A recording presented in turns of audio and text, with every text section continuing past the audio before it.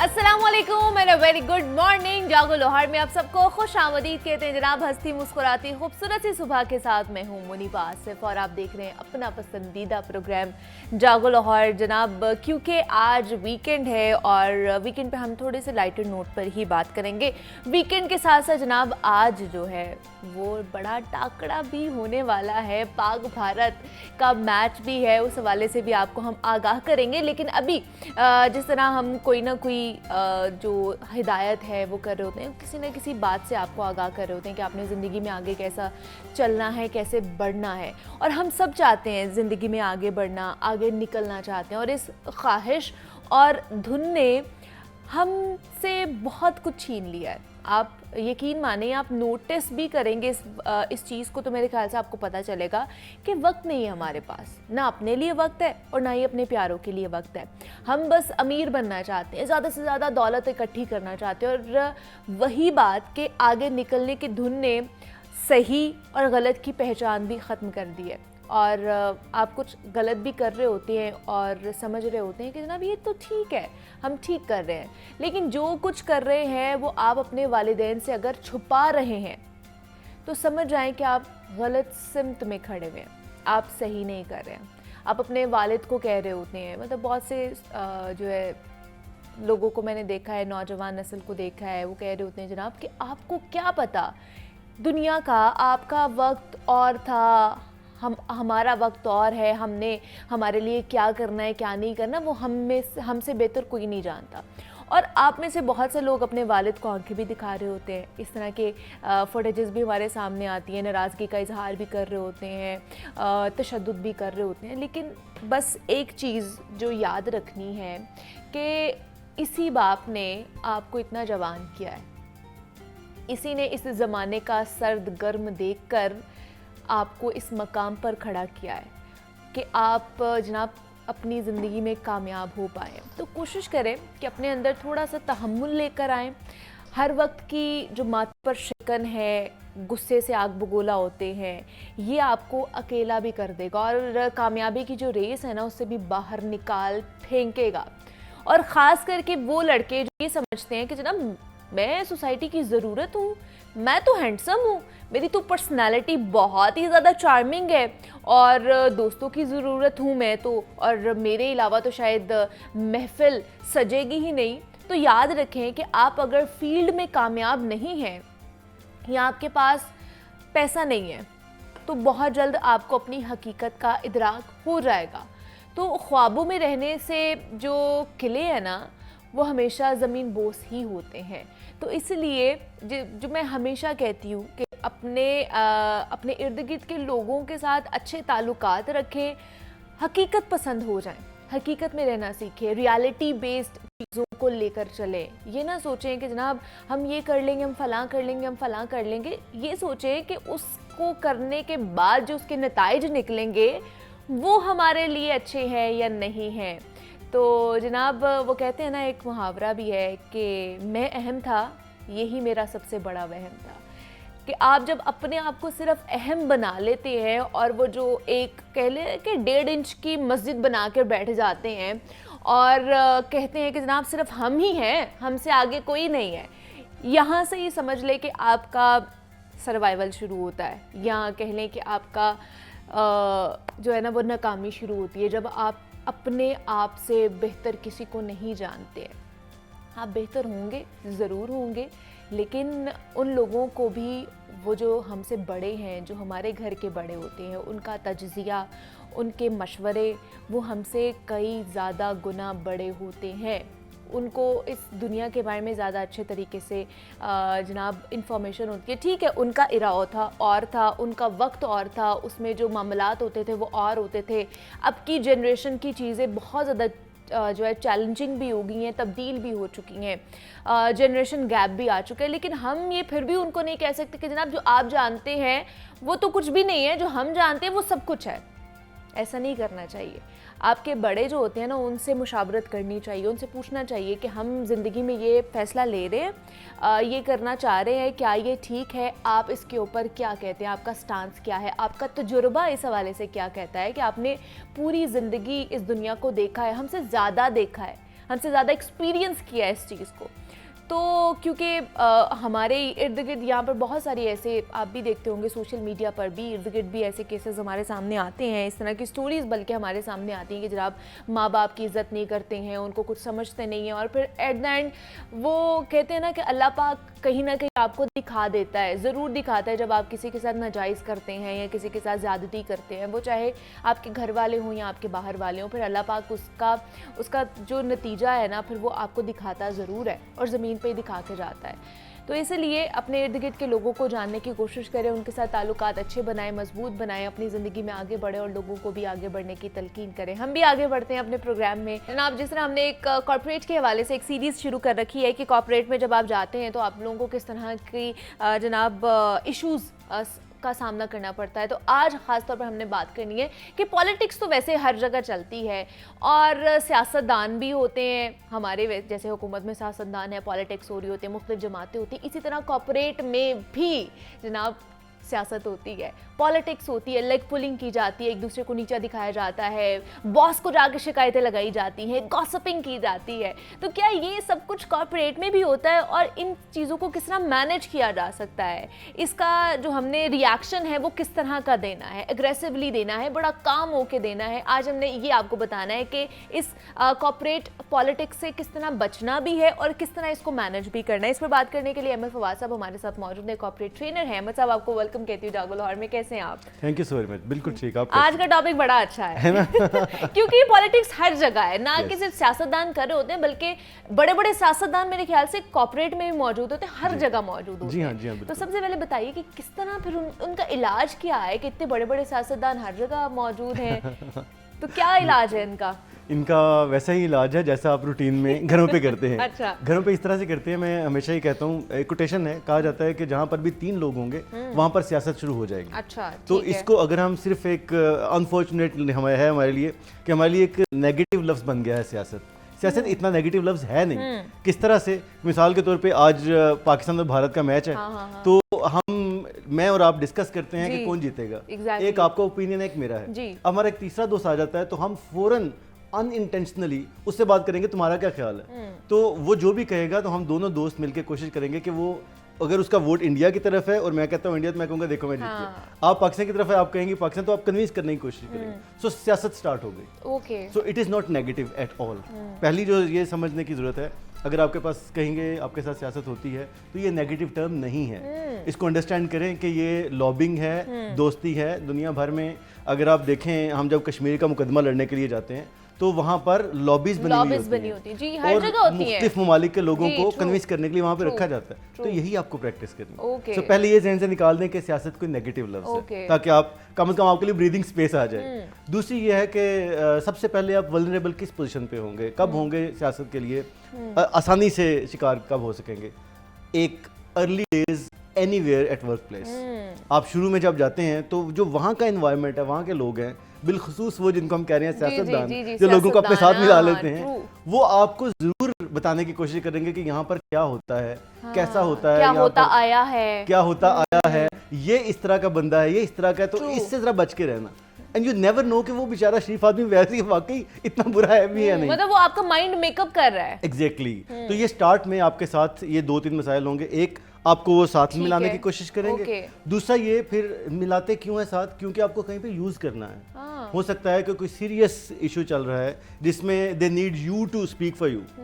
ऐसा नहीं करना आपने, अपनी आंखें खुली रखें। ठीक है। आई ऑलवेज से, जब आप जाते हैं, अल्लाह ताला ने आपको बड़ा अच्छा जहन और बेहतरीन आंखें दी हुई, अपनी आंखें खुली रखें।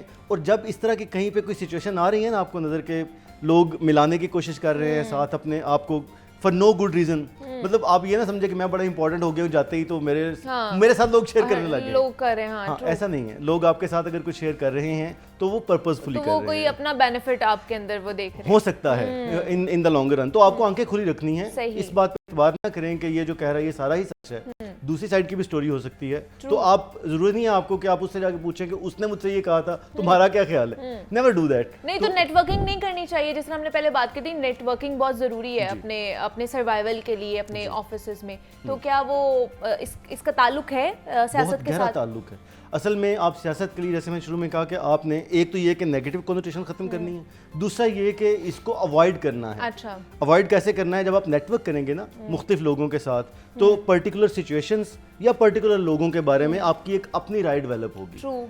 और वो कैसे होगी? जब आप डायरेक्ट उनके साथ कोई काम करेंगे, किसी तरह का भी। तो जब आप नेटवर्किंग कर रहे हैं, लोगों के साथ हंस खेल रहे हैं, मुलाकात कर रहे हैं, ऑफलाइन टाइम में मिल रहे हैं, तो आपकी एक अपनी जब राय डेवलप हो जाएगी तो फिर आप एक नेटवर्क स्ट्रांग होता जाएगा ना। नेटवर्क स्ट्रांग होगा तो आपके लिए चांसेस कम है कि आप किसी का आलाकार बन सके। आप मेरी आपके साथ अच्छी गपशप है, दूसरे दोस्तों के साथ अच्छी गपशप है, तो इनके लिए आपके खिलाफ या आपके लिए इनके खिलाफ एक नया ओपिनियन डेवलप करना मुश्किल होगा, क्योंकि मेरा अपना भी एक जाती तजुर्बा है। So network is very very important. उसकी एक वजह मैं बताता हूँ। कहा जाता है कि जब ले ऑफ होते हैं ना मुनीबा, कंपनी से निकाला जाता है, तो ज़रूरी नहीं है कि आप बैड परफॉर्मर हैं। निकाला कि ना ही ये है कि टॉप परफॉर्मर को वो रोक लेते हैं, ऐसा भी नहीं होता। जिसका कंपनी के अंदर नेटवर्क वीक है, जिसके जाने पर किसी को कोई मसला नहीं होगा, वो चले जाते हैं समटाइम्स। तो आपको फिर क्या करना है? नेटवर्क तगड़ा बनाना है। नेटवर्क अच्छा होगा तो आपके लिए वो लोग बोलेंगे भी और बात भी करेंगे। सो अच्छी स्ट्रॉन्ग पॉलिटिक्स जहाँ पर कंपनीज में डेवलप्ड है और आपको मजबूरन उसमें कूदना पड़ता है, तो you have to have your own network. लेकिन जिस तरह दोस्ती में वैसे भी बड़े धोखे खाते हैं हम लोग, लेकिन दफ्तरी दोस्ती में धोखा खाना बड़ा एक आम है, आम प्रैक्टिस होती जा रही है, हर कोई धोखा खा जाता है। तो उससे कितना नुकसान होता है? हाँ, ये तो बड़ी तकलीफ दे है। और मतलब इसको मेरे लिए बड़ा इंपॉर्टेंट क्वेश्चन था ये आपसे पूछना। मैंने वो फेसबुक के शेयर होते हैं ना, जैसे ट्रकों वाले होते हैं, वो मैंने एक पढ़ा, किसी ने लिखा हुआ था कि जिंदगी में खाए हैं बड़े धोखे, लेकिन कोई बात नहीं, इट्स ओके। तो जो दफ्तरी धोखा होता क्यों है, मैं इस चीज़ को आपको कोट करूँगा। बुनियादी तौर पे जिस तरह हमारे पास एक कल्चर है, हम अपने कोलीग्स को बहन भाई कहना शुरू कर देते हैं, या फैमिली कहना शुरू कर देते हैं। सबसे बड़ी गलती करते हैं। यस, या फैमिली कहना शुरू कर देते हैं। They are not your family for God sake. आपकी फैमिली आपके घर पे है, माँ बाप हैं, बहन भाई हैं, बच्चे हैं। तो आप अगर अपने कोलीग्स को फैमिली जब कहते हैं ना, तो उससे नुकसान क्या होता है? आपके जहन में एक क्लॉक हो जाता है, आपने असल में फ्री होके घर पे जाना है और उनको टाइम देना है। Exactly. जब आपने उनको भी फैमिली कह दिया और इनको भी फैमिली कह दिया, अब ये टाइम की जो वो बाउंड्री थी वो खत्म हो गई। आपने उन्हीं को एंटरटेन किया और आपने कहा कि अगर मैं 8-9 बजे अपनी फैमिली के बजाय दोस्तों के साथ भी एंटरटेन हो रहा हूँ, तो वाई नॉट? फैमिली ही तो है। वो फैमिली नहीं है, they are colleagues for a certain time frame. और ये कोई नेगेटिव बात नहीं कर रहा मैं कि आप उनको बुरा समझें। बिल्कुल सही कह रहे हैं आप उनकी एक बाउंड्री रखें। जैसे आप बच्चों को हर वक्त हर रोज ऑफिस नहीं ला सकते, वैसे ही आप अपने कोलीग्स को भी हर घर नहीं लेके जा सकते भाई। अब वो चाहे मोबाइल के थ्रू हो, नहीं लेके जा सकते, नहीं लेके जाना चाहिए भी। तो जब आप बाउंड्री तय कर लेंगे ना, फिर एक्सपेक्टेशंस कम हो जाएंगी। फिर आपको पता है कि ऑफिस है तो ये ऑफिस में ही चीज रखनी है। मेरे ख्याल से व्हाट्सएप, क्योंकि ये टाइम कम है तो ये हमारा पूरा नहीं हुआ है, तो हम अगले नेक्स्ट वीक में जो है ना इसी को कंटिन्यू करेंगे और यहीं से कंटिन्यू करेंगे कि पॉलिटिक्स को किस तरह लेकर चलना है। बिकॉज़ अभी बहुत सारी चीजें हैं कि जिसमें लेग पुलिंग आ जाती है, गॉसिपिंग आ जाती है, उसको हमने किस तरह ओवरकम करना है, उसको किस तरह बर्दाश्त हमने करना है। अहमद फवाद साहब हमारे साथ मौजूद थे, कॉर्पोरेट ट्रेनर हैं। अहमद साहब बहुत शुक्रिया आज के लिए कि आप यहाँ पर आए। तो जनाब यहाँ पे एक छोटी सी ब्रेक लेते हैं और मिलते हैं इस ब्रेक के बाद।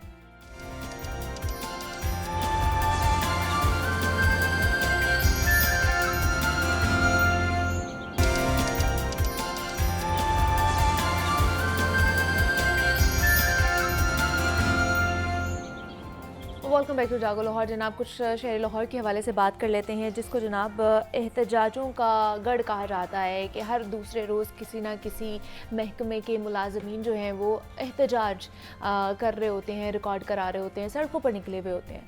तो अब जनाब पंजाब भर में असातिज़ा का मुतालबात की मंजूरी के लिए एहतजाज सामने आया है, जिसकी फुटेजेस भी आप अपनी टेलीविजन स्क्रीन्स पर देख रहे हैं। मुतअद्दिद असातिज़ा को गिरफ्तार किया गया है और पंजाब भर में जो असातिज़ा का मुतालबा है वो ये है कि लीव इनकैशमेंट और सरकारी स्कूलों की निजकारी के खिलाफ ये सरापा एहतजाज है। जबकि पुलिस ने क्रैकडाउन करते हुए मुतअद्दिद असातिज़ा को गिरफ्तार भी किया है और पुलिस ने लाहौर में एहतजाज करने वाले 100 से ज़ायद असातिज़ा और सरकारी मुलाजमीन को गिरफ्तार किया है। और ये पूरे पंजाब में जनाब ये जो असातिज़ा और जो ख़ासतौर पर सरकारी मुलाजमीन हैं मुख्तलिफ़ महकमों के, उनका जो एहतजाज है वो रिकॉर्ड किया जा रहा है। और अभी इसी फुटेज में आप देख भी रहे हैं कि जनाब बड़ी हैरानकुन बात थी और बड़ी हैरानकुन सिचुएशन भी थी। कल से परसों से 2-3 दिन हो गए जनाब ये सिचुएशन चल रही है, लोग जो है वो अपना एहतजाज रिकॉर्ड करा रहे हैं। सिर्फ असातिज़ा और मुलाजमीन ही नहीं, वहाँ पर आपको बच्चे भी नज़र आएंगे, बच्चियाँ नज़र आएंगी जो स्कूल यूनिफॉर्म में वहाँ पर आकर बैठी हुई हैं, एहतजाज अपना रिकॉर्ड करा रही है। मेरे लिए ये बड़ी सिचुएशन अजीब थी कि जनाब स्टूडेंट्स को आप इस चीज़ में क्यों लेकर आ रहे हैं। तो इस पर बात करते हैं कि क्या मुतालबात हैं, कितने वैलिड इनके मुतालबात हैं और हुकूमत क्यों नहीं इनके मुतालबात मान रही है। इस पर बात करने के लिए आतिफ परवेज़ हमारे साथ मौजूद है, नुमाइंदा लाहौर न्यूज़ हैं। आतिफ, आपको वेलकम कहती हूँ जागो लाहौर में, कैसे हैं आप? थैंक यू, मैं ठीक हूँ। आतिफ, बड़ी अजीब सिचुएशन जैसे पहले मैं आपसे डिस्कस कर रही थी, पंजाब भर में एहतजाज हो रहा है, एहतजाज रिकॉर्ड कराएं, पुरअमन एहतजाज रिकॉर्ड कराना आपका बुनियादी हक भी है।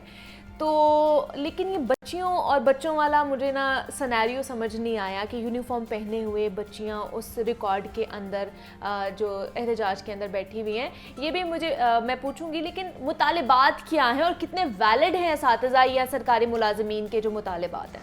जी, 2-3 चीज़ें जो हैं इनमें जो मुतालबात लेकर जो सरकारी मुलाजमीन और उसमें टीचर्स भी शामिल हैं और टीचर्स जो हैं उनकी गिरफ्तारियां भी हुई हैं और ज़्यादा उनका नज़र आ रहा है। हुकूमत की जानिब से जो सरकारी मुलाजमीन को रिटायरमेंट के करीब लीव इनकैशमेंट दिया जाता है, उसके कानून में तब्दीली की गई थी। पहले जो मुलाजमीन को रिटायरमेंट के करीब जो लीव इनकैशमेंट मिलता था वो रनिंग बेसिक पे मिलता था। अब जो तरमीम की गई है उसके मुताबिक बुनियादी जो इनिशियल सैलरी थी उस पर जो है ये लीव इनकैशमेंट मिलेगा। ये 2 तरह की है कि अब फ़र्ज़ करें एक जो सरकारी मुलाजिम भर्ती होता है तो फॉर एग्ज़ाम्पल 17वें ग्रेड का, तो उसकी तनख्वाह जब शुरू होगी तो वो कोई 45,000 रुपया होती है। अच्छा, ठीक है। अब ड्यूरिंग द सर्विस उसकी प्रमोशन होती है और इसके साथ साथ हर साल जो है उनकी तनख्वाहों में इजाफा भी होता है। तो एक 17वें ग्रेड का जो अफसर है या मुलाजिम है वो प्रमोशन भी हासिल करता है, उसकी सैलरीज भी बढ़ती हैं और रिटायरमेंट के करीब पहुंच के उसकी सैलरी लाखों 1-1.5 लाख 2 लाख रुपए तक पहुंच चुकी होती है। तो वो लीव इनकैशमेंट जब वो उसको रिटायरमेंट के करीब पुराने कानून के मुताबिक जो मिलता था वो 2 लाख पर मिलता था। अच्छा। लेकिन अब गवर्नमेंट ने वो इनिशियल सैलरी पर कर दिया है जो कि 45,000 रुपये थी। तो इसको देखते हुए जो ये सरकारी मुलाजमीन जिसमें टीचर्स भी शामिल हैं, हर सरकारी महकमा जो है उसके मुलाजमीन जो है इससे मुतासर हो रहे हैं। और इसके साथ साथ जो मुजाहिरीन हैं इनका ये भी कहना है कि हुकूमत अब ग्रेजुएटी और इसके साथ साथ जो हर साल प्रमोशन की जो उनकी तनख्वाहों में इजाफा होता था उसको भी कम करने जा रही है। पेंशन के कानून जो है उनको भी जो है उसमें भी तरमीम करने जा रही है जिससे उनको बड़ा नुकसान होगा। पेंशन के प्रॉब्लम तो पहले भी असातिज़ा को रहते थे या सरकारी मुलाजमीन को रहते थे। फौरी तौर पर रिटायरमेंट के बाद पेंशन शुरू नहीं होती, उसके लिए फाइलें और दफातर के चक्कर लगाया जाता है। लेकिन अब ये है कि उनकी ग्रेजुएटी और इसके साथ साथ पेंशन जो है उसको भी कम करने की तैयारियां हैं, ये जो मुजाहिरीन कहते हैं। तो ये 3-4 मुतालबात हैं बुनियादी जिनको लेकर तमाम सरकारी महकमों के मुलाजमीन इस वक्त जो है एहतजाजी तहरीक जिन्होंने शुरू की हुई है। इसका आगाज़ जो है पहले मुख्तलिफ अज़ला में जो है हर मंगल के रोज़ एहतजाज से हुआ था और हुकूमत को ये डेडलाइन दी गई थी कि अगर 10 अक्टूबर तक इनके मुतालबात तस्लीम नहीं किए जाते तो फिर वो लाहौर आएंगे और लाहौर में सेक्रेटेरिएट के सामने बैठेंगे। और कितने दिन हो गए सेक्रेटेरिएट के सामने बैठे हुए? सेक्रेटेरिएट के 10 तारीख को आए हैं और उसके 2 दिन बाद जो है उनके ऊपर क्रैकडाउन हुआ और एक क्रैकडाउन हुआ रात को 2 बजे। अगले दिन फिर जो है वो मुलाजमीन माल रोड पर जो है एनसी के सामने वहाँ पर जमा होना शुरू हुआ। अच्छा, खबरें ये भी आई थी कि झड़प भी हुई है, कोई लाठी चार्ज भी किया गया है असातिज़ा के ऊपर, ऐसा कुछ है खबर? ये रात को 2 बजे जो गिरफ्तारियाँ हुई हैं उसके अगले रोज़ जो है वो मुख्तलिफ महकमों के जो मुलाजमीन और टीचर जिनमें शामिल हैं वो इस्तांबुल चौक पहुँचे, वहाँ पर फिर पुलिस आ गई और जो तमाम मुलाजमीन हैं फिर वो टाउन हॉल में चले गए और वहाँ पर जब लाठी चार्ज हुआ तो दोनों तरफ से कोशिश की गई, लेकिन उसमें भी ज़्यादा गिरफ्तारियां ही हुई हैं और जो मुलाजमीन थे या मुजाहिरीन पे थे उन पर ही लाठीचार्ज हुआ। उनके ऊपर ही लाठीचार्ज किया गया है पुलिस की तरफ से। जी, ऐसे तो ही। अच्छा, उसमें बच्चे भी इंक्लूड थे? अब ये दो तरह के जो आपका सवाल है, इसमें दो तरह के स्टूडेंट शामिल हैं। एक तो वो स्टूडेंट शामिल है जो मुजाहिरीन के बच्चे हैं, अच्छा, जो मुजाहरा कर रहे हैं, तो वो मुख्तलिफ स्कूलों में, अगर सरकारी स्कूलों में पढ़ते हैं तो वो उनके साथ शामिल है। दूसरे बच्चे जो हैं, हम देख रहे हैं कि स्कूलों में गिरफ्तारियों के बाद तालीमी बाइकआउट का आगाज़ हो गया है। तो जो हमें फुटेजेस मौसूल हो रही हैं, जो मिल रही हैं, उसमें हम देख रहे हैं कि टीचर्स के साथ साथ स्कूलों के बच्चे जो हैं वो भी एहतजाज में शामिल हैं। कुछ एहतजाज जो है वो स्कूल के अंदर हो रहा है और कुछ जो है वो स्कूल के बाहर गेट पर जो है एहतजाज हो रहा है। तो ये दो तरह के बच्चे हैं, एक मुलाजमीन के हैं और दूसरे जो आम बच्चे स्कूलों में पढ़ने आते हैं। तो ये एहतजाज में शामिल बच्चों की लेकिन स्टोरी। वो स्कूल यूनिफॉर्म में है, बच्चियां हैं खासतौर पर। चले बच्चे हो तो फिर भी मान लेते, बच्चियां जो तालिबात हैं वो स्कूल यूनिफॉर्म में वहाँ पर मौजूद हैं। साथ फुटेजेस वो आप चल देख रही रहे होंगी हैं और कि फुटेजेस में है कि ये वो टीचर्स के साथ इज़हार यकजहती है या टीचर्स उनको जो एहतजाज के लिए आए कि आप भी हमारे साथ एहतजाज में शामिल हो और प्ले कार्ड उठा रखे हैं। दो रोज़ से हमें इस तरह की फुटेजेस भी मौसूल हो रही हैं कि स्कूलों में बच्चे जो हैं या बच्चियां वो मुजाहरे में टीचर्स के साथ शामिल हैं, प्ले कार्ड उठा रखे हैं और असातिज़ा का भी यही कहना है कि ये तालीमी बाइकआउट जो है इसी तरीके से जारी रहेगा। किसी जगह पर स्कूलों के अंदर देखने एहतजाज का सिलसिला जारी है। एक दो लाहौर के कॉलेजेस ऐसे भी हैं जहाँ पर तालाबंदी भी हुई है कि बच्चों को अंदर ही नहीं जाने दिया गया, ताला लगा दिया गया टीचर्स की जानिब से। उनका यही कहना था कि जब तक उनके साथियों को रहा नहीं किया जाता तब तक ये इसी तरीके से एहतजाज चलता रहेगा। कुछ कॉलेजेस में तालीमी सरगर्मियाँ जारी भी हैं, लेकिन अक्सरियत में ये देखने में आ रहा है कि प्रोटेस्ट भी हो रहा है, तालीमी बाइकआउट भी चल रहा है और तालाबंदी भी हो रही है तो ये बड़ी अलार्मिंग सिचुएशन बनती जा रही है। अलमिया है जनाब के। अच्छा, हुकूमत की तरफ से कोई मौक़िफ़ सामने आ रहा है? वो क्या कह रही हैं कि इसके ऊपर कोई रिलैक्सेशन होगी या नहीं होगी, या इनके मुतालिबात मुज़ाकरात के तो अभी तक बहुत सारे राउंड हो चुके हैं और कोई पेशरफ्त अभी तक हुई नहीं। ना गवर्नमेंट की तरफ से भी कोई फ्लेक्सिबिलिटी दिखाई गई है, क्योंकि बुनियादी मुतालबात लीव इनकैशमेंट, ग्रेजुएटी और जो पेंशन के रूल्स हैं उनमें तरमीम की है। लेकिन साथ साथ अब जो हर महकमा है उनके मुलाजमीन के कुछ ना कुछ इशू है। अब सरकारी स्कूलों के साथ की बात कर लीजिए तो 11,000 टीचर्स जो हैं उनकी जो है वो मुस्तकिली है, वो कई सालों से जो इल्तवा का शिकार है वो नहीं हो सकी। फिर इसके साथ साथ अब हुकूमत की जानिब से कुछ स्कूलों को NGO की तरफ NGO को देने का फैसला किया गया है, तो उसके ऊपर भी ये एहतजाज टीचर्स कर रहे हैं। तो तमाम महकमों के कोई ना कोई इशूज़ जो चल रहे हैं वो भी अब इसी एहतजाज का हिस्सा बन चुके हैं। आया है ये स्कूलों की निजकारी में ही आ जाता है ना, ये NGO को क्यों देने चाह रहे हैं ये लोग? हुकूमत का मौक़िफ़ है कि अभी जो बहुत सारे स्कूल हैं उनकी मेयार तालीम ठीक नहीं है, फिर इसके साथ साथ वहाँ पर सहूलियात ठीक नहीं है, तो जो किसी NGO को दिया जाएगा वो वहाँ पर पैसे लगाएंगे, मेयार तालीम को बेहतर करेंगे। इससे कबल भी कोई 5-4.5 चलिए, राना लियाकत साहब ने हमें ज्वाइन कर लिया है, उनसे जानते हैं और उनके मौक़िफ़ के बारे में जानने की कोशिश करते हैं, उनके मुतालिबात क्या हैं। उस्ताद भी हैं और जनाब ऑल गवर्नमेंट अलाइंसेस के ओहदेदारान में भी शामिल होते हैं, ओहदेदार भी हैं। राना साहब, आपको खुश आमदीद कहती हूँ जागो लाहौर में। राना साहब, सबसे पहले तो बताइएगा आपके मुतालिबात क्या हैं जो आप लोगों ने ये एहतजाज बर्पा कर रखा है? बिस्मिल्लाहिर्रहमानिर्रहीम। हमारा सबसे पहला मुतालबा ये था कि जो हमें लीव इनकैशमेंट रिटायरमेंट के मौके पर रनिंग बेसिक पर दी जाती है, जो इन्होंने 1 जून से उसको इनिशियल पे कर दिया है। हम कहते हैं कि वो हमारा पुराना जो नोटिफिकेशन है उसी के मुताबिक हमें दी जाए, क्योंकि हर मुलाजिम को इससे तकरीबन 60 से 70% जो है ना वो रकम कम मिलेगी। और यही हमारी मुलाजिम की होती है कि रिटायरमेंट के बाद हमें पेंशन और ग्रेजुएटी और लीव इनकैशमेंट के जो पैसे मिलते हैं उसी से हम अपना घर बना लेते हैं या बच्चों की शादियां कर लेते हैं या कहीं और अपने बच्चों का कारोबार सेटल कर देते हैं। लेकिन हमें नहीं समझ आ रही कि मौजूदा जो निगरान गवर्नमेंट है वो इस तरह के इकदाम क्यों कर रही है जो कि इसके दायरा अख्तियार में नहीं आते। इनका काम तो सिर्फ इलेक्शन करवाना था। इसके साथ साथ इन्होंने एक और काम शुरू कर रखा है कि हमारे 10,000 के करीब तलीमी इदारे जो हैं वो एक NGOs को हवाले कर रहे हैं। हमारा सवाल ये है कि अगर ये NGOs इतना ही अच्छा काम करती हैं तो वो जो बच्चा इस वक्त पंजाब का 60 से 70 लाख बच्चा है आउट ऑफ स्कूल, ये उसको क्यों नहीं ले आती स्कूलों में, ये उनके लिए इदारे क्यों नहीं खोलते?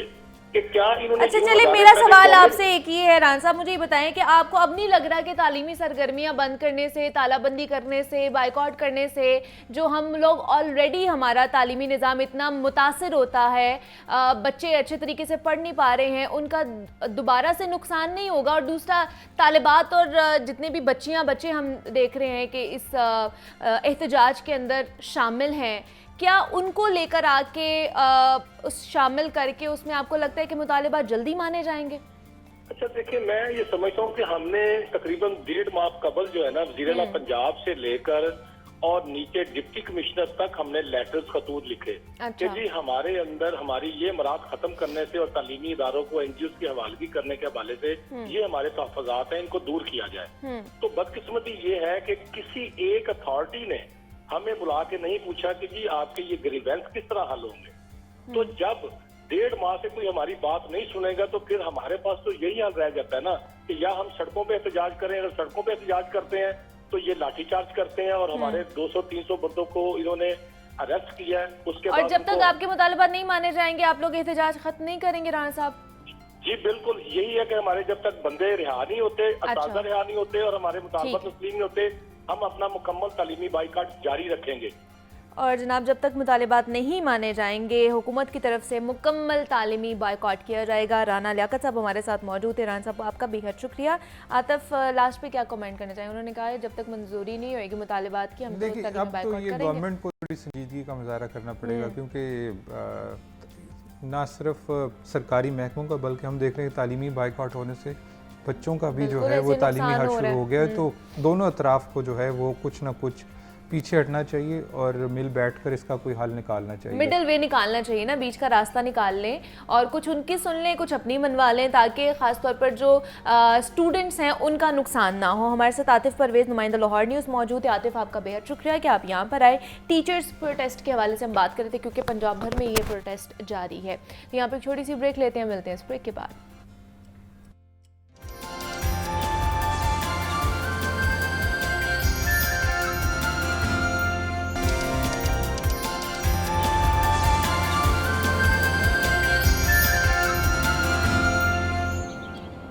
वेलकम बैक टू जागो लाहौर। जनाब, आज हाई वोल्टेज का मैच खेले जा रहे हैं पाकिस्तान और भारत का मैच है जो कि वर्ल्ड कप का हमारा तीसरा मैच है और भारत का भी तीसरा मैच है। जनाब, आज आमने सामने आने वाले हैं और जहां जहां पर भी पाकिस्तानी बसते हैं, जहां जहां पर भी इंडियन बसते हैं, आज सब स्क्रीन्स के सामने होंगे।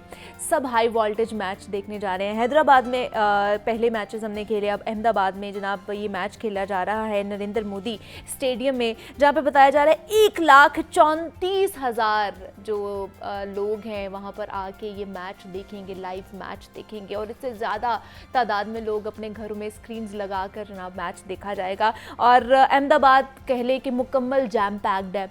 वहाँ पर जितने भी होटल्स हैं उनके किरायों में इजाफा कर दिया गया है और इस वजह से लोग हॉस्पिटल्स में एडमिट हो रहे हैं कि वहाँ पर जाके एक तो हम अपना ट्रीटमेंट भी करा लेंगे और दूसरा वहाँ पर जाकर मैच भी देखेंगे और जितने भी हमारे अजीज़ो कारिब है वहाँ पर आके हमें मिलेंगे और मैच देखेंगे। मतलब इस तरह लोग इतना दीवाना हो चुके हैं और इस मैच की वजह से, इस मैच के बुखार में इतना ज़्यादा मुब्तला हो चुके हैं। तो आज हमने ये देखना है कि जनाब प्रेडिक्शंस क्या कहती हैं, एनर्जीज़ क्या कहती है, क्योंकि लास्ट टाइम हमने जब दाऊद साहब को बुलाया था तो उन्होंने कहा था कि पहले 2 मैच हम बहुत अच्छा करेंगे और इतना स्कोर करेंगे और वो हमने किया। और तीसरे मैच में भी थोड़ी सी उन्होंने प्रेडिक्शन की थी कि जनाब टफ हो सकता है, इंडिया के साथ है तो थोड़ा टफ होगा। तो आज हमने दोबारा से उन्हें मदऊ किया है कि किस तरह का मैच हो सकता है, किस प्लेयर को हमें मोटिवेट करने की ज़रूरत है, हमारी एनर्जीज़ क्या कहती हैं, अगर हमारा टॉस हम जीत जाते हैं तो हमें बैटिंग करनी चाहिए या बॉलिंग करनी चाहिए। और दूसरा, स्पोर्ट्स के हवाले से बात करने के लिए काशिफ महमूद भट्ट साहब हमारे साथ मौजूद हैं जो कि स्पोर्ट्स एनालिस्ट हैं। तो उनसे ओवरऑल स्पोर्ट्स पे बात करेंगे कि क्या तासुरात हैं और क्या एनर्जीज आपकी क्या कहती हैं, आपका तजिया क्या कहता है कि कौन आज जीतेगा। तो काशिफ साहब आपको भी खुशामदीद कहती हूँ जागो लाहौर में और दाऊद साहब आपको भी खुशामदीद कहती हूँ जागो लाहौर में। सबसे पहले तो बताइए, दोनों पूरी उम्मीद हैं आज के शो के लिए और आज के मैच के लिए? बहुत शुक्रिया आपने प्रोग्राम में बुलाया। ये बात ऐसे ही है कि जैसे पाकिस्तान जो है वो हमारी आन शान और पाकिस्तान के लिए हम कब पूरा उम्मीद नहीं है, पाकिस्तान ही हमारी जो है वो एक आखिरी किरण और उम्मीद की किरणें हैं। बिलाशुबा हम इस वक्त काफी ज्यादा क्राइसिस में है, मगर ये खासकर आज का मैच और वर्ल्ड कप एक ऐसी उम्मीद की किरण है हमारे लिए कि हम इस जो है मुश्किल हालात में ऐसा कप अगर बाबर आजम हमें देना तो अल्लाह की जात में है। हमें इस बात पे पूरा यकीन है कि अल्लाह के अलावा नहीं कुछ भी कोई करता। शायद इस मुश्किल वक्त में बाबर आजम जो है वो पाकिस्तान को जो है कप की सूरत में कामयाबियां दिला दें। वैसे एक बात है कि हम समझते हैं कि वर्ल्ड कप मिले ना मिले इंडिया से दूर इंडिया हार जाए तो क्या ही बात है। तो ये जो एनर्जी है हमारी खासकर पाकिस्तानी कौम की, और पाकिस्तानी कौम बड़ी पुरुम्मीद रहती है इस मैच के लिए। और मैं खास इस मैच के हवाले से बात करता चलूं कि क्योंकि पाकिस्तान जो है वो एक नजरियाती मुल्क ला इलाहा इल्लल्लाह की बुनियाद पर बना, और यहाँ पे जब भी आप अल्लाह को याद करोगे, दुआ करोगे, आपको मदद पहुंचेगी। चाहे जैसा मर्जी टफ मैच हो, ला इलाहा इल्ला अंता सुब्हानका इन्नी कुन्तु मिनज़ ज़ालिमीन का विर्द करना और पाकिस्तान को दुआओं में याद रखना बिल्कुल ना चले। आज फिर आप लोगों ने सबने ये विर्द भी करना है और दुआओं का सिलसिला अभी से शुरू कर दे, बिकॉज थोड़ी देर बाद जो है ना वो सेरेमनी शुरू हो जाएगी। और काशिफ साहब आप क्या कहेंगे, आप कितने पुरुम्मीद है और आपको क्या लगता है? इंट्यूशंस तो बाद में जानेंगे, एनर्जी जाने, लेकिन आपको क्या लगता है आज कौन मैच जीतने वाला है? मुझे लगता है कि पाकिस्तान जीतेगा, मेरी सिक्स सेंस ये कह रही है। इंशाल्लाह ताला पाकिस्तान जीतेगा। और एक्चुअली पाकिस्तान की टीम ना जिस तरह क्रिकेट खेल रही है ना इंडिया में जाके, आज तक ऐसा नहीं हुआ कि पाकिस्तान इंडिया के घर में जाके इंडिया की मिट्टी पे खेल के 2 मैच जीत चुका है। और पाकिस्तान को एडवांटेज इस चीज़ का है कि पाकिस्तान के वो प्लेयर्स जो फॉर्म में नहीं थे, शादाब उनका अच्छा परफॉर्म नहीं आ रहा था, नवाज से अच्छा बॉल नहीं कर रहा था, मोहम्मद रिजवान का सेंचुरी करना। और अच्छी बात यह है कि अब 300% उम्मीदें बाबर पे आ गई हैं कि वो फॉर्म में वापस आएंगे, क्योंकि जो बड़ा मैच होता है ना, कहते हैं कि प्रेशर वाला मैच है, प्रेशर बड़े प्लेयर पे होता है, छोटे प्लेयर पे तो प्रेशर होता ही नहीं है, प्रेशर होता है बड़े प्लेयर पे। बाबर ने कम बैक करना और लीडर पे एग्जैक्टली, और उसने कम बैक हमेशा बड़े मैच पे किया है। अच्छा। तो ये बड़ी एक अच्छी आपको लगता है इस दफा फॉर्म में आ जाएंगे आज? नहीं, वो हमेशा ही फॉर्म में होता है असल में। वो हमेशा बड़ा प्लेयर है ना, वो हल्के बॉलर से आउट हो रहा है, उसके लिए प्रॉब्लम जी है। अच्छा। वो हल्का बॉलर उसको आउट कर रहा है, वो खुद परेशान है कि मैं उससे आउट होऊंगा जिसको मैं उल्टा खेल लूँ, इतना बड़ा वो प्लेयर है।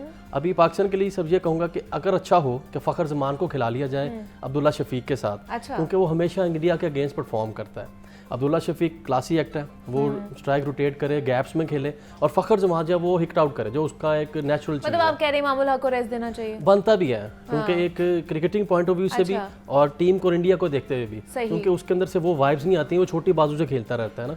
तो इंडिया के खिलाफ आपको बड़े दिल से, बड़े दिमाग से जाना चाहिए। साहब को, इंजमाम साहब को कह सकते हैं कि आप भी देख लें कि काशिफ साहब कह रहे हैं कि इमाम को थोड़ा आज के जो है ना मैच में थोड़ा सा रेस्ट दें, उन्हें बिठा ले पीछे, तो दूसरे बंदे को चांस देनी चाहिए, ताकि जो कॉम्बिनेशन हमने देखा है पिछले 2 मैचेस में वो थोड़ा और निखर कर सामने आए। क्योंकि आज हम कोई भी हारने का चांस नहीं ले सकते, हमारा वर्ल्ड कप आज ही है। एग्जैक्टली, हमारा वर्ल्ड कप आज इंडिया को हरा दिया, जीतना है हारना है आज ही के दिन। 100% हमने इंडिया को उनके घर में हरा दिया, तो समझ ले कि वर्ल्ड कप हमारा। समझ ले आप, बेशक उसके बाद कप लेकर आए ना आए, आप समझे कि आप जीत गए, आप पूरा वर्ल्ड कप जीत गए। 100% ऐसे ही है। लेकिन दूसरा मैं ये भी कहूंगा कि अगर बाबर दिलेरी दिखाए थोड़ा सा, बाबर जिसके लिए जाना चाहता है, उसामा को थोड़ा सा चांस दे के देख ले, क्योंकि उसामा न्यू चीज होएगी इंडिया के लिए। इंडिया ने उस पर इतना प्लान नहीं किया आज तक, इंडिया के अगेंस्ट वो नहीं खेला। अगर उसामा मीर को इन कर लिया जाए ना, तो ये भी अच्छी चीज पाकिस्तान के लिए हो सकती है। अच्छा। एक सरप्राइज तरफ से देखा जाए, क्योंकि पाकिस्तान टीम सरप्राइज देने में माहिर हो गई है, इसलिए कि टीम प्लेइंग 11 से पहले मैच से पहले चेंज कर रहा है। दाऊद साहब, हम कोई एनर्जीज देखें कि आज के उसमें क्या प्रेडिक्ट किया जाए? जी जरूर एनर्जी देखते हैं। मैं तो आपके कपड़ों से पाकिस्तान की एनर्जी फील कर रहा हूं। मैंने आज जानबूझ के ग्रीन पहना था कि आज हम रिप्रेजेंट कर रहे हैं। मैं इस चीज को, जारी बात है, एनर्जी आपकी एनर्जी तो कार से पहले हमने बता देनी, तो जारी बात है आज का मैच बहुत अहम है और हमारी दुआएं पाकिस्तान के साथ हैं, और हम यहाँ पे पाकिस्तानी टीम की एनर्जी। अच्छा, एक बात और भी मैं आपको बताऊं, जिस तरह पाकिस्तानी टीम की बात होती है कि पीछे दुआओं का हाथ है और पूरी दुनिया दुआएं कर रही है, मैं एक आपको बड़ी मजे की बात बताऊं, इंडिया में भी एक बहुत बड़ा एक प्रेशर होता है, पता क्या, वो मेन खिलाड़ियों के ऊपर जादू कर देते हैं। अच्छा। ये बहुत बड़ा फैक्टर होता है, ये बड़ी इस बात को आम ना समझिएगा, खासकर बाबर आजम हिट लिस्ट पे है, ये भी मैं आपको बता दूं, और ये चीजें नजरअंदाज नहीं करनी होती। पाकिस्तान जिस तरह मतलब यहाँ से दुआएं चल रही है, वहाँ पे मंत्र चल रहे हैं। बिल्कुल ये बात पंडितों ने अपने मंत्र शुरू कर दिए। देखो बात तो है कि एक यकीन तो है अल्लाह की जात पे, इस तरह उनका भी यकीन है और वो अपने यकीन के ऊपर बात तो करते हैं। तो यही इसीलिए कहा है कि अगर हमारी अल्लाह के ऊपर अल्लाह की जात जो है यकीन है कादर आपको, मुतलक है, मालिक का बात बादशाह। तो जरूर इस चीज को इंशाल्लाह, नजरअंदाज नहीं करते। तो हम यहाँ पे कार्ड्स की एनर्जी जी, से देखते हैं जरूर। जनाब पाकिस्तानी टीम की आज की एनर्जी कैसी एनर्जी नजर आती कैसी है। जी। उसके बाद हम इंडिया की टीम की एनर्जी को देखेंगे ठीक है, और done। फिर देखेंगे हर खिलाड़ी की क्या एनर्जी है, फिर करने वाली जात तो अल्लाह की है। तो इंशाल्लाह। इस वक्त देखते हैं कि आज जो पाकिस्तान और इंडिया का मैच होने जा रहा है, इसमें पाकिस्तानी टीम की एनर्जी क्या नजर आती है। कार्ड्स की 3 कार्ड्स हम निकालेंगे और आज जो कुछ ही लम्हों में जनाब ये सेरेमनी तो शुरू हो जी, जाएगी, इंशाल्लाह जी। ये और मैदान सजेगा। उफ, आज पाकिस्तान टीम की इंडिया के खिलाफ क्या एनर्जी एनर्जी नजर रहने वाली आती है। ठीक है जी, 3 तो कार्ड जनाब निकालेंगे 3 हम। कार्ड मैं 1, 2, निकाल 3। चुका हूँ। अच्छा जी, देखिए यहाँ पे सबसे पहले मैं बात ये कर रहा हूँ हाँ। कि बीइंग ए पाकिस्तानी मेरे सारे जज्बात पाकिस्तान के साथ हैं, लेकिन जो एनर्जी जो आएगी एनर्जी वो आएगी हमने हम बतानी जनाब वही है। आपको ट्रूली बताएंगे। तो जनाब यहाँ कोई पे पहला biasness show कार्ड है कि पाकिस्तान को बहुत ज्यादा फाइटिंग करना पड़ेगी, उफ, बहुत ज्यादा जान जोखिम इस में तरह डालनी का पड़ेगी। लड़ना पड़ेगा कि पता लगेगा कि पाकिस्तानी टीम जो है वो फाइट कर रही है। ठीक है, यहाँ पे आप तो काशिफ देखिए काशिफ साहब साहब आप फाइटिंग भी, करते हुए ये फाइटिंग वाला कार्ड निकला है और टफ पाकिस्तान सिचुएशन को बनने वाली आज है। की सूरत हाल की बात मैं कर ठीक रहा हूँ, है। तो फाइटिंग। और सेकंड कार्ड में ये है कि अगर पाकिस्तानी टीम में एक खिलाड़ी जम के खेला, एक खिलाड़ी खिलाड़ी, कोई भी वो रिजवान जानेंगे या हम बाबर, कौन सा खिलाड़ी जैसे है। वो हाँ। खिलाड़ियों रिजवान की या बाबर। पावर हम जो है वो चेक करेंगे, हाँ। हर खिलाड़ी की एनर्जी भी एनर्जी चेक चेक करेंगे, करेंगे, तो हाँ। पाकिस्तानी टीम जो है वो जीत Win की कर बुनियाद सकती रख सकती है। लेकिन that's third good। Card negativity का है। यहाँ पे आप इस बात को नजरअंदाज ना कीजिएगा कि वहां पे जो अंपायर हैं वो पाकिस्तान के खिलाफ कोई ना कोई फैसला दे सकते हैं, प्रेशर रहेगा और Biasness show हो सकती है। प्लस ये कि क्राउड प्रेशर बहुत ज्यादा नजर आता है पाकिस्तानी टीम के ऊपर। आज की एनर्जी में पाकिस्तान बहुत प्रेशर में नजर आता है। अच्छा, अभी जनाब pressure हम में इंडिया आता की है। एनर्जी को इंडिया भी की भी देखते एनर्जी देख लेते हैं हैं, और हाँ जी, कि फिर उनकी उसके कैसी मुताबिक है। उसको भी डिफाइन करते हैं। तो आज के मैच में पाकिस्तान और इंडिया को जो मैच होने जा रहा है उसमें इंडिया की टीम की एनर्जी क्या नजर आती है। तो कार्ड्स की एनर्जी हम देखते हैं कि आज के मैच में इंडिया की टीम की एनर्जी क्या नजर आती है आज के मैच में और इंडिया क्या करने जा रहा है। जनाब अगर पाकिस्तान फाइटिंग कर रहा है तो इंडिया भी किसी यहाँ पे प्रेशर है क्या इंडिया के बात ऊपर, है। जिस तरह का प्रेशर पाकिस्तान के ऑब्वियसली ऊपर है। प्रेशर है, वहाँ पे बड़े बड़े उनके अदाकार आ रहे बिल्कुल हैं, ऐसे। फेमस पर्सनालिटी वहाँ पे हिस्सा बने, अपने घर में- 1,34,000 वहाँ पे अपने घर में क्राउड ज्यादा है। प्रेशर होता है। तो Exactly, मैं हाँ। यहाँ पे सेम एनर्जी आ गई है प्रेशर के हवाले ठीक से। है, अगर ओके। पाकिस्तान स्ट्रगल करेगा, लड़ाई करेगा हाँ। और फाइटिंग करेगा तो इंडिया को भी लड़ना पड़ेगा और बड़ा टका के। मगर हाँ, सेकंड कार्ड fight में भी हम back देखते करनी है, हैं players सेकंड आपने। कार्ड में इंडिया के ऊपर बहुत ज्यादा प्रेशर होगा, खासकर अगर इंडिया के मगरब के बाद यानी कि जैसे ही रात अच्छा। का वक्त शुरू हो जाएगा इंडिया की टीम मजीद प्रेशर में आ जाएगी। इसका मतलब है कि और हमें फिर वो जो हम है ना देख- बैटिंग पहले बैटिंग करनी करनी चाहिए, चाहिए। वो हम इसका देखते मतलब ये वो है, हम देख हाँ। लेते हैं। और देख लेते थर्ड कार्ड में भी सिचुएशन देख रहे हैं कि क्या सूरत रहेगी और थर्ड जो है यहाँ इंडिया बैलेंस करने की कोशिश करेगा। तो मैं ये समझता हूं कि आज का जो मैच है अगर पाकिस्तान को भी आप 50 मार्क्स देते हैं तो इंडिया को भी 50 ही देने पड़ेंगे, अच्छा। क्योंकि 50-50 यहाँ पे 50-50 50-50 मार्क्स हैं। यहाँ पे दोनों टीमों के ऊपर बहुत जबरदस्त किस्म का प्रेशर, अरे, दोनों बड़ा टीमें टफ इस वक्त होने वाला टफ मैच। और एक एक बॉल के ऊपर मैच चलेगा, एक एक ओवर के ऊपर जो है सिचुएशन जो है वो तब्दील होगी। दिलों की धड़कनें थाम के रखिएगा और अपनी- ग्राफ ऐसे आएगा, और ऐसे अपनी जज्बात जो टीवी हमारे हैं ना स्क्रीन ऊपर नीचे होंगे। और अपनी टीवी स्क्रीन और एलसीडी के आगे से गिलास और हटना ऐसी नहीं चीजें है जरूर आपने। पीछे कर लीजिएगा। ये ना हो कि खुदा ना खास्ता अगर हमें कोई दिल की धड़कनें अच्छा, और जो दिल हमारे के यहाँ पे मरीज हैं, दाऊद साहब इतना नहीं होता, इंडिया में ज्यादा होता है जब वो लोग हारते हैं, उनकी टीवी स्क्रीन्स भी टूटते हैं, उनकी घर की बाकी चीजें भी टूटती हैं। आप कहा करें उनके कल्चर का हिस्सा है। उनके कल्चर का ये हिस्सा है। कल्चर का अब, हिस्सा हाँ। है। कमाल बात ये है कि ये जो एक्चुअली चीजें वो होती हैं नाकामी बर्दाश्त नहीं करते ना, और वो भी पाकिस्तान से हारे। उनका ब्रॉटअप ही ऐसा हुआ ये एक यादगिरी हिस्सा होती इंडिया है का कि brought up ही ऐसा खुदा ना खास्ता अगर आप नियत कर लें कि इंडिया अगर हारेगा तो हम स्क्रीन तोड़ेंगे तो ऐसे भी तो कामयाबी मिल सकती है। तो लाजमी इतनी ही हमने पाकिस्तान के हारने पे स्क्रीनें तोड़नी है, मैच बराबर होगा। और हमारी दुआ है जी और ये नियत कर लेते हैं हम कि इंशाल्लाह अल्लाह करे इंशाल्लाह हम अभी इंडिया हारे। प्लेयर्स की तरफ भी आएंगे। दाऊद साहब के उनकी हमारे जो प्लेयर्स हैं उनकी एनर्जीज क्या कह रही है, अभी मैं जरूर। काशिफ साहब से जानने की कोशिश करूँ। काशिफ, जिस तरह अगर देखा जाए तो प्रेशर बहुत है, एक तो इंडियाज पे ऐसे भी ही है। बहुत ज़्यादा प्रेशर है बिकॉज इतना बड़ा क्राउड है जो ऐसे उन्हें ही है। सपोर्ट करने के लिए आएगा। मैं तो इमेजिन करके जो है ना वो हो रहा है कि कुछ हो रहा है कि जनाब इतना बड़ा क्राउड है, उसका प्रेशर लेना करना एक अलग बात है, दूसरा फिर सेलिब्रिटीज वहाँ पर आ रहे हैं, अमिताभ बच्चन आ रहे हैं, इस जैसे और भी कितने सेलिब्रिटीज हैं उनको सपोर्ट करने के लिए। एक तो विराट कोहली जिसका एक ऑलरेडी प्रेशर है बाकी हमारे प्लेयर्स के ऊपर भी, दूसरा अगर उनकी बॉलिंग लाइन में देखा जाए तो बुमराह जो है वो बहुत कमाल के उनके जो है ना वो बॉलर है। आपको मैं तो बात बताऊं, क्या लगता है आपको? अभी एक्चुअली सॉल अबाउट ना कि पहले तो डिपेंड करेगा पाकिस्तान ने बैटिंग पहले करनी है या पहले आप बॉलिंग क्या करनी कहते हैं? मेरे ख्याल से पहले पाकिस्तान हमेशा इंडिया के अगेंस्ट, क्योंकि हैदराबाद से अहमदाबाद में हम शिफ्ट हमारा मैच हुआ है तो वो टोटली डिफरेंट कंडीशन और इंडिया डेफिनेटली 3 स्पिनर्स के साथ जाएगा मेरे ख्याल से। वो शायद अक्षर पटेल को इन करें, एक फास्ट बॉलर को ठाकुर को रेस्ट करवा के पटेल को इन करें, क्योंकि कुलदीप ऑलरेडी आउट कर रहा है और साथ उनके साथ जो जडेजा उनका मैच विनर है। तो मेरे ख्याल से पाकिस्तान टीम में अगर कोई किसी ने पाकिस्तान आउट करना होएगा ना, कोहली तो मान लेते हैं लेकिन पांड्या जो है ना वो उनका मैच विनर है। हमारा फोकस हमेशा मैच विनर पे होना चाहिए कि उसको कैसे पकड़ना है। अच्छा। जैसे उनका फोकस हमारे बाबर पे डेफिनेट होएगा, उनका फोकस होगा इफ्तिखार पे कि how to get rid of Chacha. ये मैं आपको बता दूं, पाकिस्तान इंडिया मैच जो होता है ना, आप सब पे एक वर्क करते हैं, आपका देख लिया, आपके स्टैट्स देख लिए, सब देख लिए।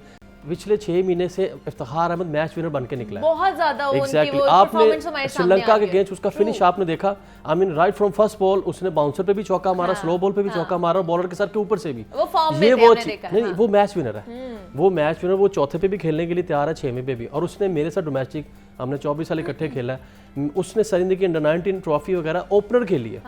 क्या बात। और उसके बाद उसने टीम में जगह बनाने के लिए इतना मेंटली स्ट्रॉन्ग है कि मिडिल ऑर्डर कंफर्म हो गया। उसकी मेंटल अप्रोच, उसकी अपने आप पे और अल्लाह की ज़ात पे यकीन उसका इतना कंफर्म है कि वो देखने को मैच विनर मिडिल ऑर्डर का बन गया। तो वो हमारे लिए की प्लेयर होएगा अगेंस्ट इंडिया, क्योंकि you never know, Bumrah pace करता है, साथ सिराज होएगा, एक आपके पास पेस है, एक सीमर है, ये बड़ा फर्क पड़ता है दोनों ओपनर्स को।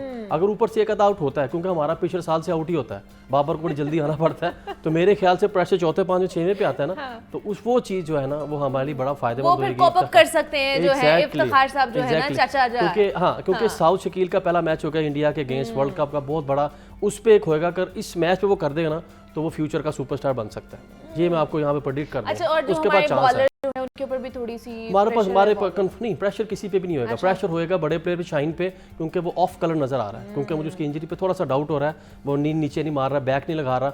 आज वो अपना शो कर देना जो उसको पहले ओवर में आउट करता होता है, तो यकीन माने कि 50% मैच हमारे पास आ जाएगा, क्योंकि पिछले 7-8 मैचेस से वो ऑफ कलर नजर आ रहा है। वो जाना चाहता है कि बहुत ज्यादा लोग ना सोशल मीडिया पे ये भी कह रहे हैं कि जब वो आते हैं तो पहली बॉल पे क्यों नहीं वो आउट करे, पहली बॉल पे क्यों नहीं वो विकेट गिरा रहे, क्योंकि एक्सपेक्टेशंस बहुत ज्यादा हमने हाई कर दी हुई है उनके साथ। हाँ, लेकिन ये क्योंकि एक मैं ये मानता हूँ मैं, जब आपके साथ नया बॉल शेयर करने वाला बॉलर आपका एक साथी बन जाए ना, नसीम और शाहीन, उनका ना अब अच्छी केमिस्ट्री थी आपस में, क्योंकि बॉलर की जो सीम लग रही हो ना, दोनों बॉलर खुश होते हैं। किसी बॉलर का पेट लगना शुरू हो जाए ना बॉल का, मिस कर रहे हैं हम लोग सब। जैसे 92 वर्ल्ड कप में वकास जो मिस हो गए थे, राइट, एक वीक पहले वर्ल्ड कप के, तो नसीम भी हो गया। It's part of the game, injury आपके साथ वो कैरी करनी पड़ती है, दूसरों को फिर चांस कैसे मिलेगा। हसन अली ने बड़ा अच्छा कमबैक किया है, देखें ना हमारे उसकी जगह हसन अली आए अब जनरेटर ने फोकस किया क्रिकेट पे रादर सेलिब्रेशन पे, तो परफॉर्म कर रहा है। इट्स ऑल अबाउट क्रिकेट ना, अपने उस ससुराल गया हुआ है, उस पे डबल ट्रिपल टाइम उस पे डबल ट्रिपल टाइम है कि भाई करके दिखा, अपने नानके अपने आए बच्चे हैं नानके आ रहे हैं, तो उस पे है कि वो करके दिखाए। 4 आउट किए उसने, लेकिन मैं बस ये चाह रहा हूँ कि नया बॉल अगर हारिस से करवा लेना आज, it gonna be big surprise for India. Haris Rao से करवा लें, क्योंकि उसके बाद पेस है। रोहित शर्मा जो है वो वाहिद ओपनर है जो काम है, काम इंडिया में ऐसे ओपनर देखे नहीं गए जो आगे से वो भी बॉलर को स्लैचिंग बैक करते हैं। जैसे वो एक उनका था, एक वो क्या था, वो डोई वर्गा, गौतम गंभीर था, जिसकी जुबान ज़्यादा चलती है, बैट कम चलता है, यानी कि वो शुआब अख्तर बाउंसर वाला आगे से वो भी आता था। अच्छा। वो रोहित है कि वो काम पर्सनैलिटी है, अगर उसको ऊपर से हारिस रो 2-3 उसको इंग स्विंग आउट कर देना तो आधा मैच हमारे हाथ में। कोहली को जल्दी खेलना आ पड़ेगा, तो उसके लिए बड़ा फायदा हो जाएगा, और फिर हम उसको जो ना अच्छे तरीके से कर सकते हैं, मैनेज कर सकते हैं। चले फिर हम प्लेयर्स की तरफ आ जाते हैं कि उनकी एनर्जी क्या कह रही है। सबसे पहले तो हम आ जाते हैं बाबर आजम पे। हाँ जी बिल्कुल, बाबर आजम के कार्ड चेक करते हैं। मैं तो समझता हूँ कि पाकिस्तान का बेसिकली आज फर्स्ट मैच है, क्योंकि नीदरलैंड से जीतना और श्रीलंका से जीतना, आज पाकिस्तान टीम जो है मैदान में उतरेगी। सबसे पहले पार्टी अब शुरू हुई है, क्योंकि ऑस्ट्रेलिया के साथ है, भारत के साथ है, बांग्लादेश के साथ है, साउथ अफ्रीका के साथ है, तो अब पार्टी शुरू हुई है। तो बाबर आजम की आज की एनर्जी चेक करते हैं कि आज बाबर आजम की कैसी एनर्जी रहेगी। तो बाबर आजम का आज जो मैच है पाकिस्तान और इंडिया का, तो बाबर आजम की एनर्जी एक ही कार्ड से कैसी रहेगी, तो बाबर आजम बहुत अच्छा परफॉर्म करेंगे। वाओ, दी सन क्या का बात है, कार्ड वाह जी, बाबर वाह, आजम very की good। अच्छी परफॉर्मेंस जाहिर करता हाँ, है। जबरदस्त। उसके बाद हमारे पास नेक्स्ट हमारे से शादाब खान आ गए जी। शादाब खान की परफॉर्मेंस आज कैसी रहेगी तो देखते हैं देख जी लेते हैं आज जनाब। के मैच में शादाब खान कैसी परफॉर्मेंस करेंगे। पाकिस्तान और इंडिया के मैच में शादाब खान शादाब कैसी खान की परफॉर्मेंस performance कैसी करेंगे, रहने वाली तो है? शादाब खान भी बड़ा अच्छा वाह परफॉर्म वाह कर रहे वाह हैं वाह, और कब आ यहाँ गए, कब आ एनर्जी जो गए। है पॉजिटिव नजर आ रही है। चले जी, फखर जमान आ गए। फखर जमान की आज की मैच की क्या एनर्जी नजर आती है? अगर खेले अगर तो, खेले तो। अगर खेले तो फखर जमा अगर हाँ। खेले तो आज के मैच में फखर जमा की क्या एनर्जी नजर आती है? तो फखर जमा भी सॉलिड परफॉर्मेंस देते हुए नजर आते अगर हैं। खेलेंगे That's तो very वो good। जनाब अच्छी खेलना परफॉर्मेंस भी देंगे चाहिए, और जी। खेलना भी चाहिए। इमामुल हक जैसे काशिफ साहब ने जी, कहा था उन्हें तो शाहीन हाँ, शाह शाहीन शाह को देख शाहीन लेते जो हैं। शाह प्लेयर आज प्लेयर की- की बात हाँ। करें, बहुत ही भतीजा है अच्छा जी, उसका। शाहीन शाह की आज के मैच की परफॉर्मेंस क्या नजर आती है? तो शाहीन शाह की आज की मैच की परफॉर्मेंस डाउन नजर आती है और मैं समझता हूँ दिल कि के अंदर तलवारें आज लगी का हैं मैच जनाब। अगर पाकिस्तान जीतता है तो बैटिंग के सर पे जीतेगा, क्योंकि बॉलिंग के सर पे नहीं। देखें यहाँ पे बॉलिंग में यहाँ बहुत पे आला बात की है। शाहीन जो है अगर अच्छी परफॉर्मेंस नहीं दे रहा और आपके बैट्समैन काशिफ साहब तीनों ने भी इस चीज को अभी हाईलाइट किया है जी। और कार्ड भी वैसा निकला है तो अब जनाब। पाकिस्तान में ना दाऊद सर, मैं सॉरी इंटरप्ट करूंगा, पाकिस्तान में हिस्ट्री में पहली बार हुआ है कि वर्ल्ड कप खेल रहे हैं और बैटिंग पे फोकस कर रहे हैं, बैटिंग पे रिलाय कर रहे हैं हम। अदरवाइज हमारे स्ट्राइकर बॉलर होते तो थे। यहाँ पे क्योंकि मैंने तीनों जो बैट्समैन के जो कार्ड्स निकाले हैं बड़े पॉजिटिव आए हैं और जैसे मैं बैटिंग के बॉलिंग के ऊपर आया हूँ तो बॉलिंग पे जो है वो जो क्राइसिस को क्राइसिस आ रहे इसके थे। बाद हारिस रऊफ का पूछ लेते हैं और हसन अली का पूछ, क्योंकि ये भी हमारे मेन जो है वो हारिस बॉलर्स रऊफ हैं। की आज के मैच की परफॉर्मेंस क्या रहेगी? तो आज के कार्ड्स देखते हैं। हारिस रऊफ आज के मैच में कैसी परफॉर्मेंस दे रहे हैं? कैसी तो बॉलिंग करेंगे? अच्छी बॉलिंग करेंगे, वाह, वाह, अच्छी वाह, बॉलिंग करेंगे, जबरदस्त, लाइन और जबरदस्त। लेंथ बस आज इनसे अच्छी नया बॉल करवा रखेंगे। लें फिर, आज जो मैं कह इनको रहा ना हूँ। नया बॉल करा ले, और उसके फर्स्ट बाद पे हमारे भेजे पास नहीं। कौन हमारे सा पास player? उसके बाद आ जाते हैं हसन अली। हसन अली की आज के मैच की परफॉर्मेंस कैसी रहेगी? तो कार्ड्स की एनर्जी से देखते हैं कि आज के मैच में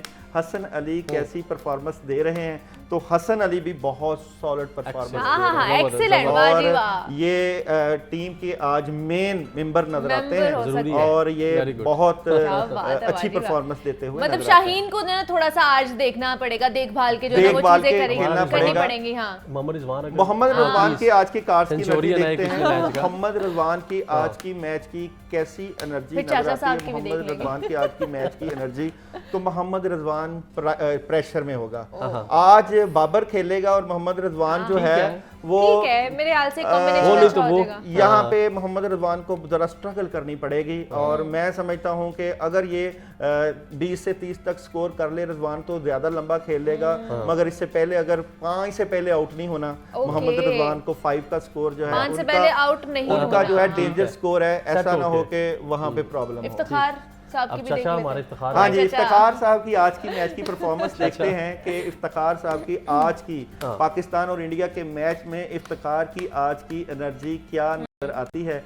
तो इफ्तिखार साहब बड़ा स्ट्रेट फॉरवर्ड और बड़ा to the point, Oh, yes। यानी कि वो है ही ऐसा।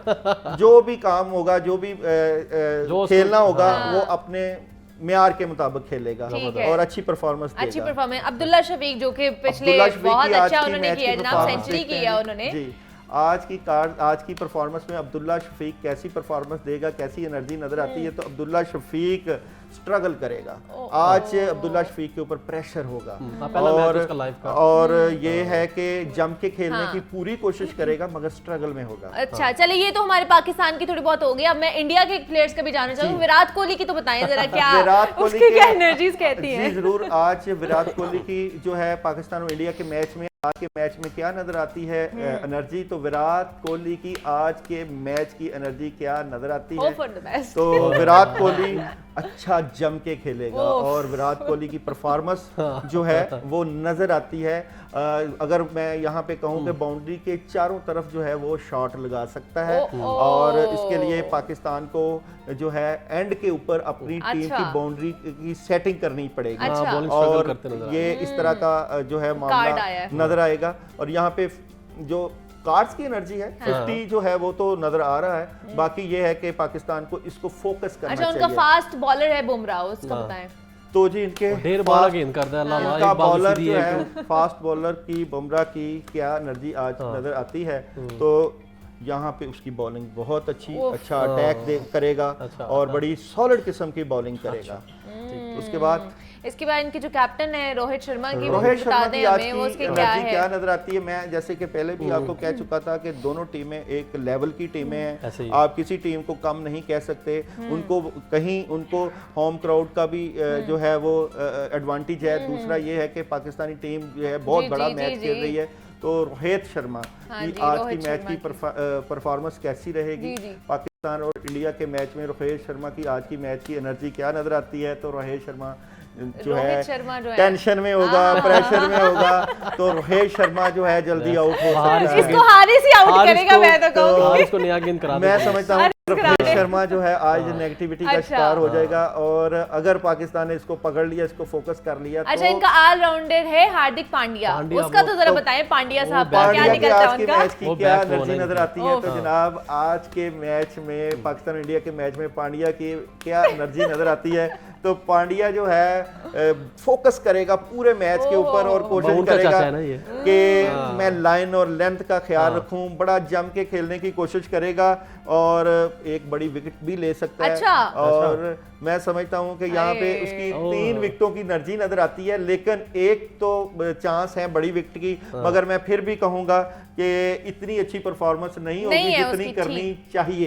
अच्छा। तो काफी यहाँ पे उसके ऊपर भी प्रेशर अच्छा, चलिए नजर आता है। लास्ट पे, क्योंकि लास्ट में चल रहे हैं, तो मैं कहूंगी कि टॉस अगर जीतते हैं बैटिंग करनी चाहिए बॉलिंग करनी मैं चाहिए। पाकिस्तान और इंडिया का एक एक कार्ड भी निकाल लेता हूँ, हाँ। ताकि वहां पे हमें जी, ये भी क्योंकि क्लियर हो लास्ट में जाए। चल रहा है तो फौरन से हमें आज से के wind up मैच करना में है। पाकिस्तान का एक ही कार्ड निकालें तो क्या कार्ड नजर आता है, और इंडिया का एक ही कार्ड निकालें तो क्या क्या नजर नजर आता आता है। तो Done. आज के मैच में पाकिस्तान की कार्ड्स की क्या एनर्जी नजर आती है। एक ही कार्ड पाकिस्तान और इंडिया का आज जो मैच हो रहा है उसमें पाकिस्तान का एक ही कार्ड कैसी एनर्जी नजर आती है, तो दिल टूट सकता है, परेशानी हो सकती है। हाँ, इंडिया के लिए हो और- सकती है, इंडिया के लिए हो सकती अच्छा, है। इंडिया हाँ। के अभी लिए, अभी हाँ। अब इंडिया मैं के लिए हो इंडिया सकती की भी है, हाँ। एनर्जी देखते हैं। आज के मैच में इंडिया की एनर्जी क्या नजर आती है। आज के मैच में पाकिस्तान और इंडिया के मैच में इंडिया की एनर्जी क्या नजर आती है। तो इंडिया जो है बहुत स्ट्रगल करके मैच को ले जा सकता है। तो मैं ये कहता हूं कि यहाँ पे पाकिस्तान के 40 कुछ और भी इंडिया बदल के सकता है, कुछ भी मैं हो सकता है, बात कर रहा था, situation जो है ना वो change हो सकती इसीलिए है। दुआओं की बात कर रहा था। ठीक है। तो यहाँ पे जो है मैं पाकिस्तान की बजाय इंडिया को फेवरेट दे रहा हूं। इंडिया को फेवरेट दे रहे हैं। बहुत शुक्रिया, दाऊद अहमद साहब हमारे साथ मौजूद थे और काशिम महमूद भट्ट साहब हमारे साथ मौजूद है। आप दोनों का बहुत शुक्रिया कि आप दोनों यहाँ पर आए, और जनाब आज का जो टाकरा है उसके लिए हम पूरी उम्मीद है।